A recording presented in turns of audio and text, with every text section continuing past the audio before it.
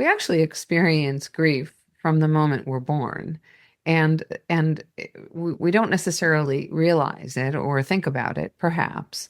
But the minute that we leave the safety of and warmth of that womb and the umbilical cord is cut, there's a certain grief. There's the loss of what we knew as we were forming and the warmth of the of that womb. And it is a certain kind of, I think, legitimate leave taking of something that was part of our incarnation, if you will. This episode is sponsored by TherapyNotes, therapynotes.com. Be sure and check them out, and be sure and use the promo code Gordon, Gordon, and you can try them out for 2 months for free.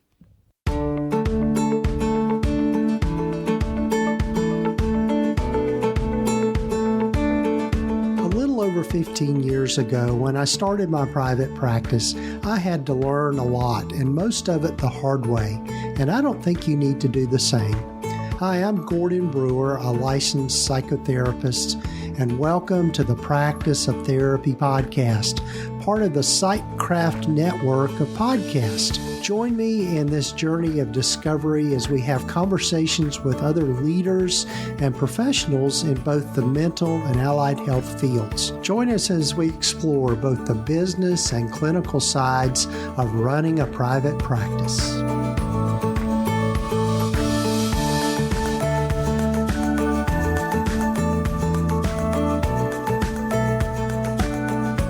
Hello, my friends, and welcome to the podcast. This is episode number 387 of the Practice of Therapy podcast. I'm Gordon Brewer, and so glad you've joined us. If this is your first time listening to this particular podcast, glad you found us. Hope you'll come back for more, and do take time to follow us or subscribe to the podcast wherever you might be listening to it.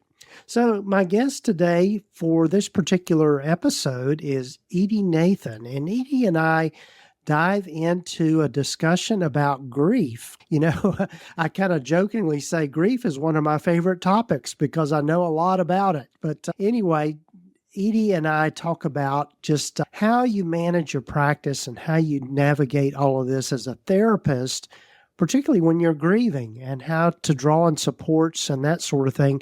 You know, this has been a topic that I've covered before on the podcast, and for those of you that have been listening for a while, you know kind of some of my story, and that I lost my spouse back about almost 2 years ago. She had a long battle with breast cancer and just went through all of that. And so, needless to say, I'm very familiar with grief and what it encompasses, and also a little bit about managing a practice while you're going through all of that. So anyway, looking forward to you hearing my discussion with Edy. Before we get to that, though, if you've ever wanted to incorporate yoga practices within your clinical work, in the work that you do with clients, my good friend Chris McDonald has put together a wonderful course. And what she wants to do is just help you learn how to bring more body-based practices into your therapy sessions, but a lot of times people aren't sure where to begin. So she has created the Yoga Basics for Therapists, and from her organization or her practice, the Holistic Healing and Yoga Academy.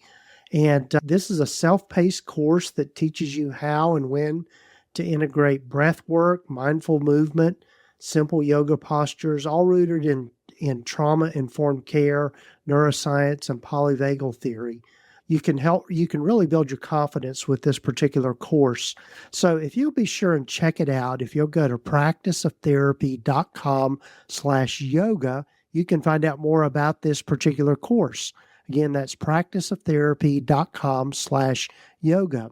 And also, before we get to my conversation with Edy, I'd love for you to hear more about TherapyNotes and also some of the members of the Psychcraft network. Hey there, Daniel Fava here, and if you don't know me, I'm the host of the Private Practice Elevation podcast, where I share online marketing strategies and interviews to help private practice owners attract more clients and scale their businesses. The Private Practice Elevation podcast is part of the Psychcraft network of podcasts. If you haven't discovered the Private Practice Elevation podcast, you can find it wherever you listen to your podcast. I'd love for you to join me as we explore topics like building an effective website for your private practice, search engine optimization, content marketing, and copywriting, as well as my conversations with experienced private practice owners about scaling a practice, outsourcing, team leadership, and all things that will help you elevate your business and create the life you love. Be sure to check us out at privatepracticeelevation.com for resources and content to help you in your online marketing journey. Rachel here with a quick shout out to TherapyNotes, the EHR that Gordon uses and loves for running his group practice. If you've ever been looking for a solid, all-in-one platform to manage your notes, scheduling, billing, and even secure client messaging, this is it. Gordon's been using TherapyNotes for years, and it's honestly made a huge difference in how smooth things run behind the scenes. He's always saying how it saves him time and keeps everything organized, and as a practice owner, that's huge. And get this, they've just rolled out Therapy Fuel, which is an amazing suite of AI tools that help write your notes faster. You can generate progress notes from session summaries or even from transcriptions. You can also create contact notes straight from secure messages and automatically summarize client history forms. Basically, it's like having a little documentation assistant built right in. Plus, TherapyNotes is always adding new features like automated payments, secondary insurance billing, and a growing library of outcome measures. And if you ever get stuck, their customer service is phenomenal. Seriously, you can call or email 24/7 and talk to someone who actually knows what they're doing. So, if you've ever been thinking about switching or just getting started, now's a great time. Head over to therapynotes.com, click Start My Free Trial, and use the promo code GORDON to get 2 months free. All right, back to the show.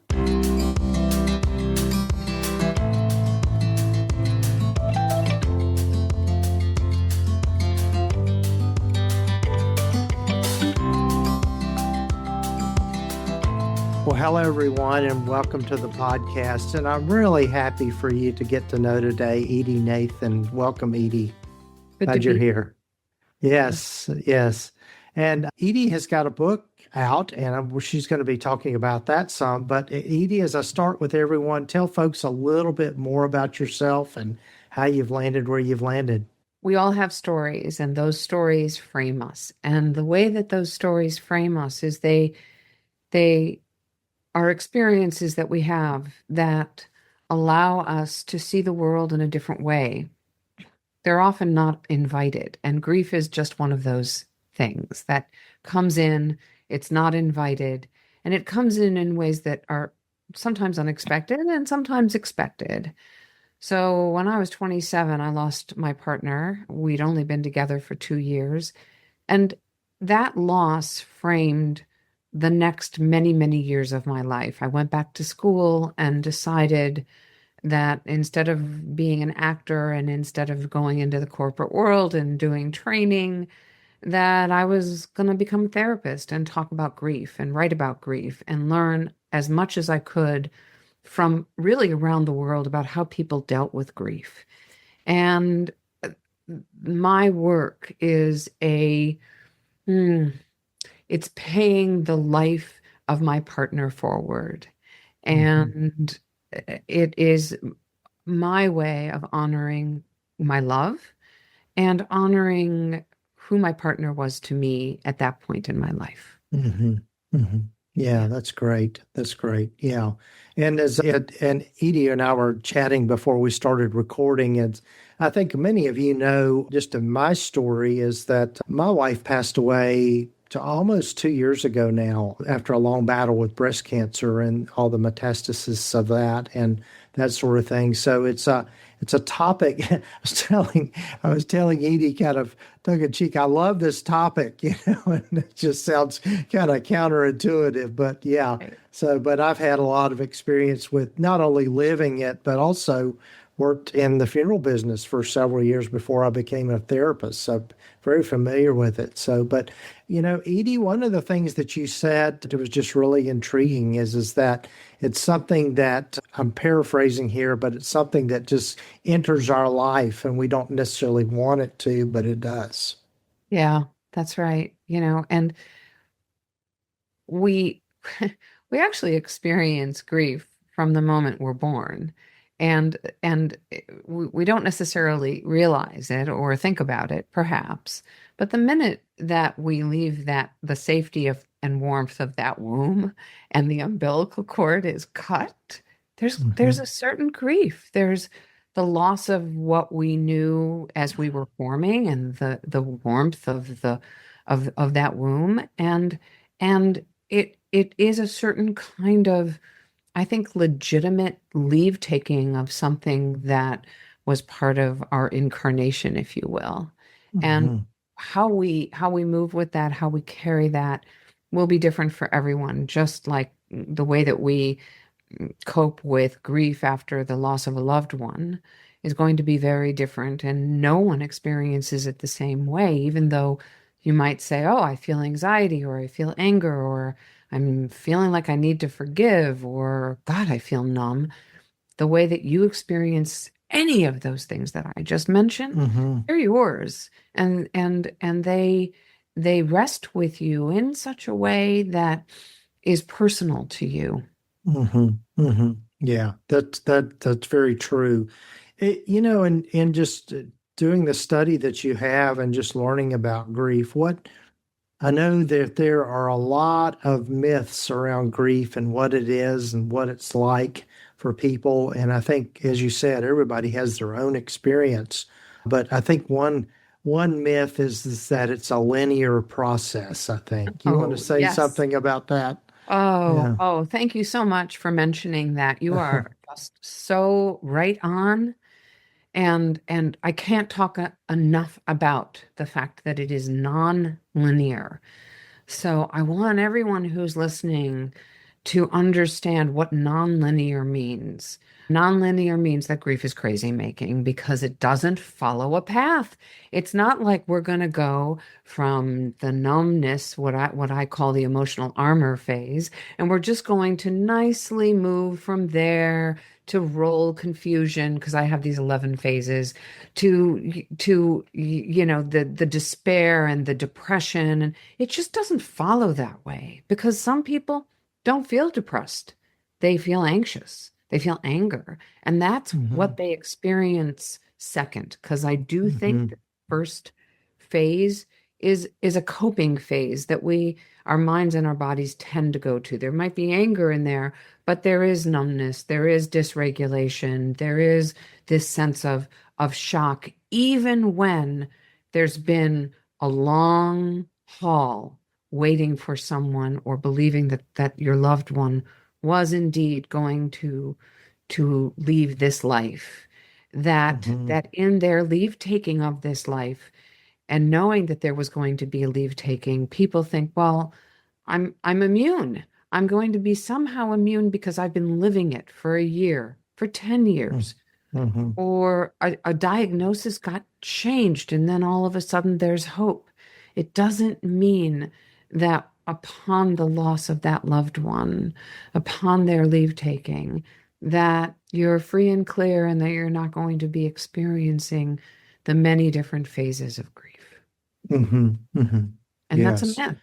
Yeah, and I think it's another thing that I've heard along the way is we have this concept of, okay, when you go through the grieving process, you'll come out on the other end and the grief will be resolved in some way. It's But over, that's right? it's over. Yeah, yeah. And so, people say all the time, well, I'll get over this or whatever. But I do not like that just because it's something you move through. That's And right. there might be, yeah, yeah, you get to a place where, you find joy again. There's a place where as I like to call it, you find the new normal, Mhm. and that the other person is no longer there, but they are very much a part of you That's right. That's that right. can't be changed. Yeah. No, not at Mm. all. And it's, I think it's why the title of my book is It's Grief, and the subtitle is The Dance of Self-Discovery Through Trauma and Loss. And Hmm. people question, well, how could you like put dance and grief together? Hmm. And in explaining it's a partnership. And when you Mm-hmm. experience the devastation of grief, it is about finding a way to partner with it, because it's going to be part of you. It is part of Mm-hmm. you. And Mm-hmm. I wouldn't actually want it to be gone, because that Mm-hmm. would mean somehow that the grief and the losses that I've experienced are just erased, and they make up who I am. They make up, Gordon, who you are. You are Mm-hmm. the man who you are be because of what you saw, what you went through, what you've been grieving, and your wife is part of you and part of your Mm-hmm. story. So to say I'm done is Mm-hmm. almost like erasing a story. And Mm-hmm. I don't believe in the erasure of a story. I believe in we are all storytellers, and how do we incorporate and dance with the stories of our life to make Right. us richer, to make us more awake and aware and caring of ourselves? Yes, yes. So what have you found, and kind of maybe walk us through kind of your way of thinking about all of this, and just kind of the as you said, I believe you said you had like 11 phases that you've kind of identified Yeah, that people can go through. And I would assume that, again, like we have already talked about, it's not a linear kind of thing. It's just kind of jumps no. around. That's Yeah. right. And Hmm. that's exactly it. I would say that that first phase, which I mentioned, that emotional armor phase, I see that people will go back to that first phase almost as a resting place. That numbness is like a removal. Even shock can be a removal. The kind of the dissociation can be a removal. Hmm. The protest, the denial, all of this is like you're just needing a rest from everything that's been going on. But even though I call them 11 phases, they do not in any way show up in order. They might, but they might not. And Hmm. my last phase is a phase I call grace. And you might find, oh, in this moment, I'm not feeling anger. And I've been working on the anger that my loved one didn't wait for me to be with them when they died. Hmm. This is a Hmm. common voiced concern and Hmm. deep sadness, and there's an anger there, and oh well, I've come to peace. I have a certain peace around that, and so that is a grace, and it doesn't mean that that peace lasts forever. There might be something that comes in that reminds you of how you felt in the moment of not being there, and maybe you blame yourself. Maybe something happened where you just left the room to get a drink of water, and it's like, Hmm. what? What the dying teach us over and over again. And Elizabeth Kubler-Ross studied the dying, and she came up with 5 stages of dying, which there's a myth. People think that those 5 stages of dying are for the people who are grieving, and they're a little bit different, and they're actually more Hmm. here than not. Um, Hmm. and this idea of acceptance, well, I will never accept my partner's death, not really. I I Hmm. I I don't want to integrate that, and there's not a closure. There's actually an integration, which is active. Closure feels like the end. Hmm. So I like people to think that you're going to come back to anger, and anger is not a bad thing.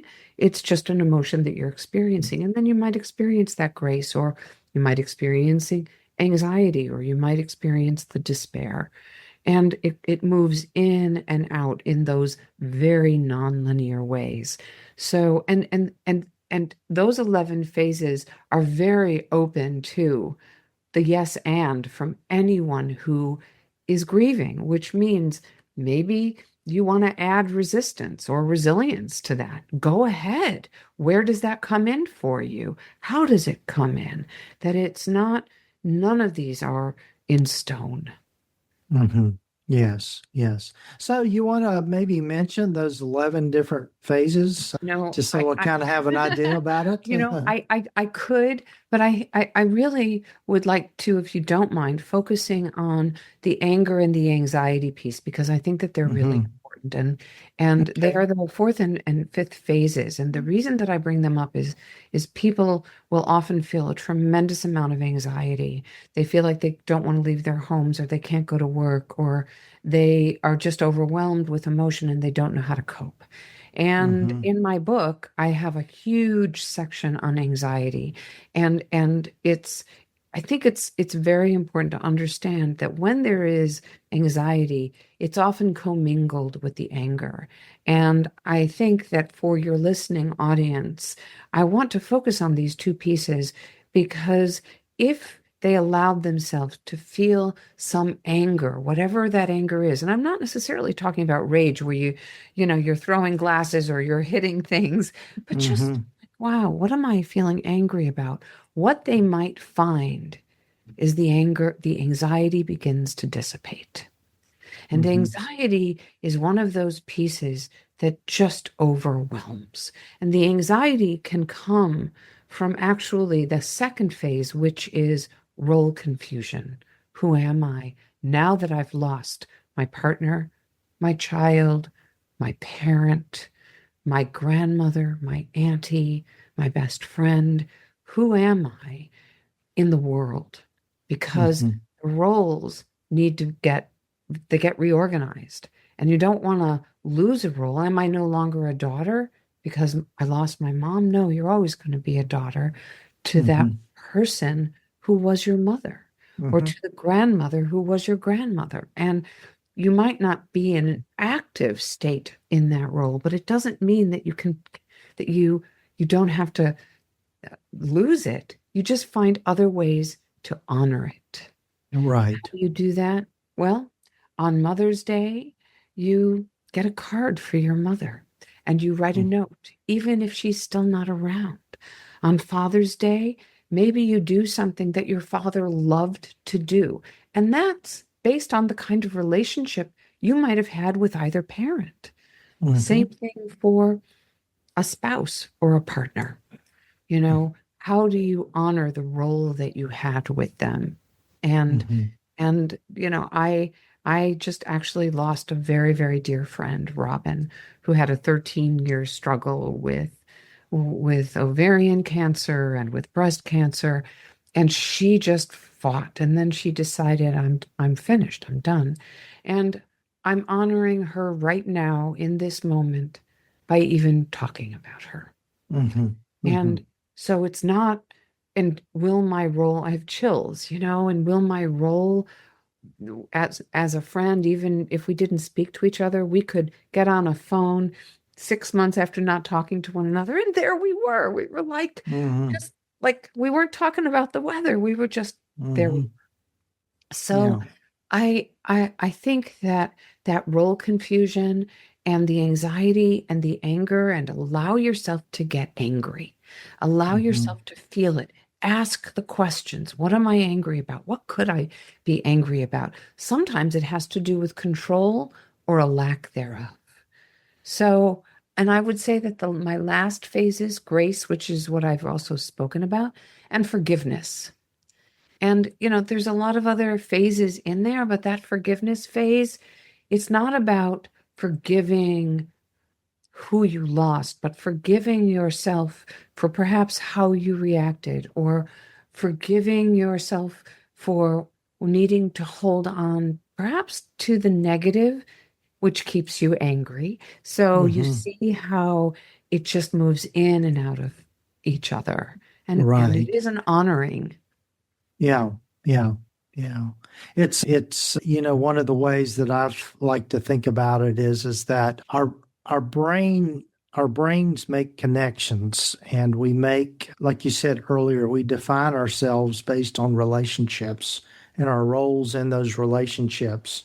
And then when that person is gone, it kind of leaves a void there. And so our I forget who it was. I guess it was William Ward, and I think I'm saying his name correctly, is one of the early researchers of, grief therapy and that kind of thing. And he used the term the tasks of grief. Mhm. And he said part of it is just redefining yourself now that that relationship is no longer, it's still there, the relationship's still there, but the relationship's in a different form now. And That's so right. that, our brains have a hard time doing that That's right. because we want everything in nice, neat little packages. And the problem Want to with clean grief it is up, that, don't we? right. And our brains just don't do that well. And so it's being able to, like you said, give yourself grace to kind of move through the messiness of it all and have those days where you fall apart, where it just hits hard. And then other days where, yeah, I know in working with some of my clients that are grieving, have gone through grief work, is that they find themselves over time not feeling as intensely the grief that they did in the beginning. And they also notice that they don't feel quite so sad. Then the problem of guilt around that comes in of, oh, well, I'm not honoring my loved one because I'm no longer feeling it as intense. And so I think that I think the work of grief is allowing yourself that space to not feel it as intensely. And and that doesn't mean that you love any less, or it's not any less, wasn't any less painful, but it might not feel as intense. That's right. Hopefully that makes sense. But Yeah, yeah, yeah, yeah. You said yeah. that, actually really quite well, and thank you for that. It is, how does the relationship change Hmm. to what you've lost? And when Hmm. people come in to see me, I'm not asking them to share their story immediately. What I'm asking is, what are you yearning for? What are you hungry for? Because the yearning Hmm. is a loss, wanting to connect to something you've lost. Hmm. So you also bring something else up here, which I think is vital, and that I talk about in its grief, which is who you are as a person will also help inform you as to what you need, like what kind of help you need. If you're an introvert Hmm. or an extrovert, how the kind of help you need or the kind of help that will help you will be Hmm. different.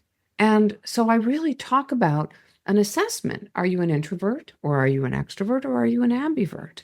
Because that introvert isn't going to want to go to a group. They're not going to want to Hmm. go talk to a whole lot of people. They may just want to deal with it on them by themselves, and that's how they do it. Or they may want to just Hmm. one person. And that extrovert, give me a group, give me individual therapy, let me tell everybody I see what's going on, and that may be their style. And then an Hmm. ambivert kind of does a little bit of both. So it's Right. understanding who you are in the world and how you function and how you best take care of yourself that can help you know who to reach out to and the kind of help that might be best for you. Right. Right. Yeah. A matter of, I guess, for lack of a better way to put it, beefing up your emotional intelligence around Yeah, what's yeah, happening to you and what that's you're right. That's experiencing. Yeah. right. And to Yeah. give you a language so that I also used, and this is not my turn of phrase, but it's Dr. Chef is his name, and he talked about the over distance and under distance and balance. And I talk about under distance, over distance, and calibration. Calibration is that place on a Hmm. seesaw when we were kids. I don't know. Did you ever go on a seesaw when you were a kid? Hmm. Yeah. Sure. And Sure. and it's like you'd use all of your balance to try to just get to that calibrated space. And that's what the goal of the grief is. It's like, let's get to calibration. And you're going to Hmm. go up and down a little bit, but you're going to get calibrated. The underdistanced is when your emotions are all over the place, but you have a languaging for it. I'm Hmm. distanced. Over distanced is complete numbness, complete Hmm. distance. and it will vacillate. It will move. Like sometimes you'll be under distance, sometimes you'll be over distance, sometimes you'll be calibrated. And usually that calibration is a sign of grace. Mm-hmm. Mm-hmm. Yeah. Yeah.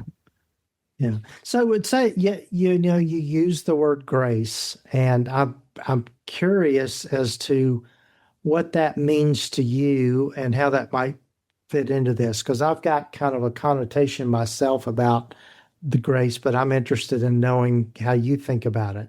So, it's interesting. It was hard to choose the word.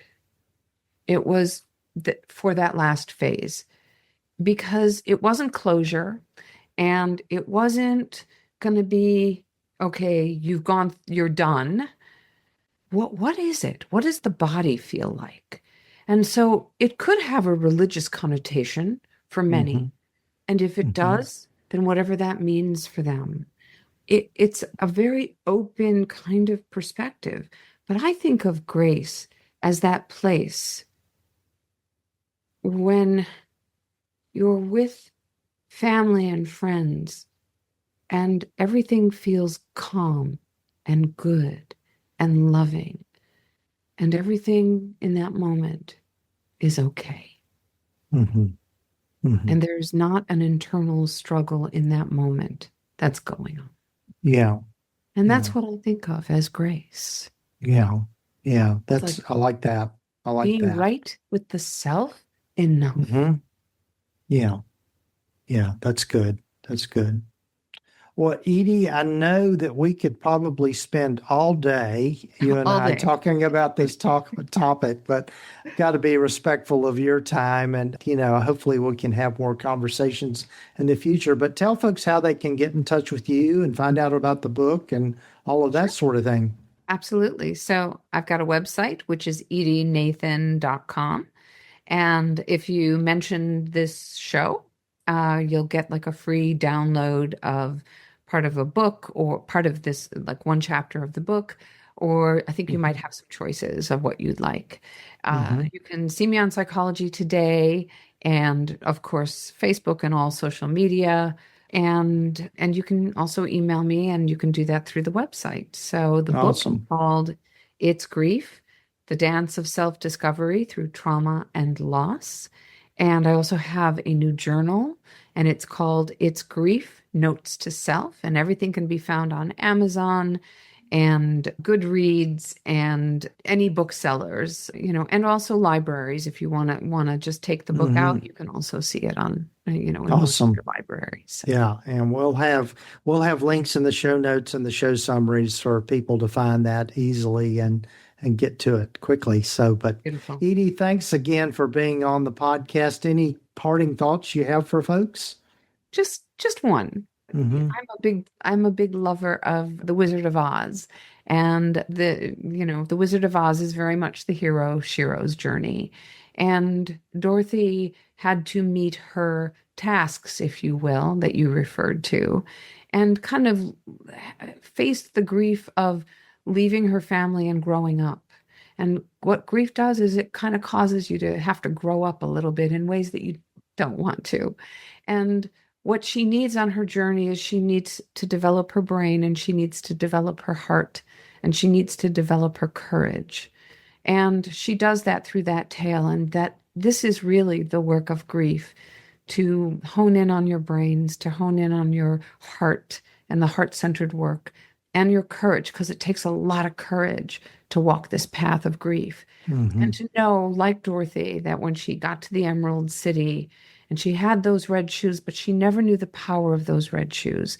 And whatever you are wearing or embodying, that you've had the power all along to know how to take care of you during the hardest times that grief presents. Sure. That's great. That's wonderful. Well, Edy, thanks again for being on the podcast, and I'm sure we'll be in touch and I hope have so. more conversations in the future. Absolutely. Thank you so much, Gordon.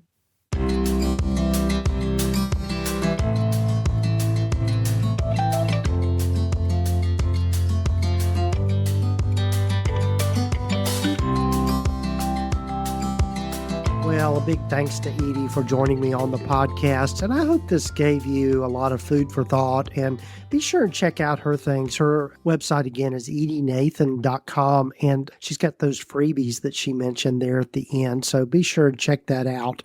Yeah, and hopefully this gave you maybe some other ways of thinking about grief and those times in our lives when we experience loss and how it affects us just in our own being. And I love that at the end where she was talking about grace, because I think the other thing about that is that we can tend to be pretty hard on ourselves. And I tell my clients a lot of times, it's okay to give yourself some grace on things. And I know that's something that I continue to work on myself in my own therapy, is just how do I give myself more grace around things. So anyway, check it out. And also, if you are interested in incorporating yoga practices in your clinical work, be sure and check out my friend Chris McDonald's course on that. And if you'll go to practiceoftherapy.com/yoga, you can find out more about that.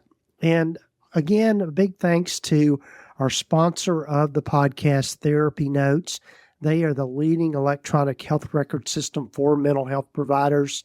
They're who I use in my practice. And as I've said before, I'm constantly impressed with all of the new features they continue to add. They now have added AI capabilities for writing your progress notes, which is just a huge time saver in being able to get your notes written, and it's amazing what AI can do. So, but anyway, be sure and check it out, practiceoftherapy.com/therapynotes. And if you'll use the promo code just Gordon, Gordon, you can try them out for 2 months for free. So yeah, be sure to check it out.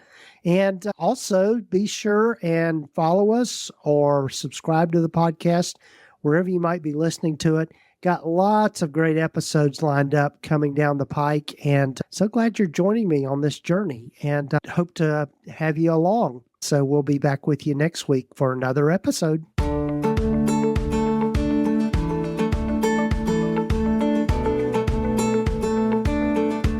You've been listening to the Practice of Therapy podcast with Gordon Brewer, part of the Psychcraft network of podcasts. You can find out more about the other great podcasts in the network by visiting psychcraftnetwork.com.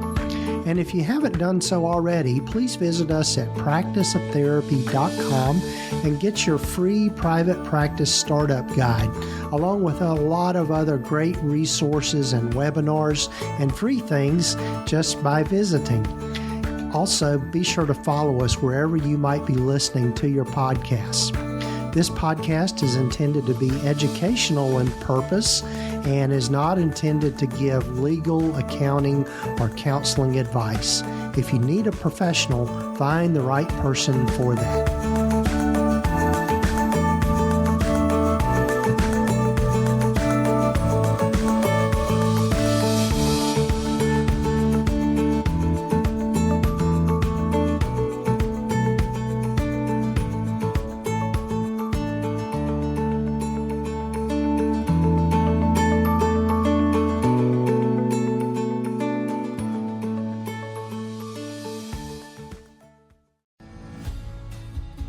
Get closer to the music you love with MasterCard.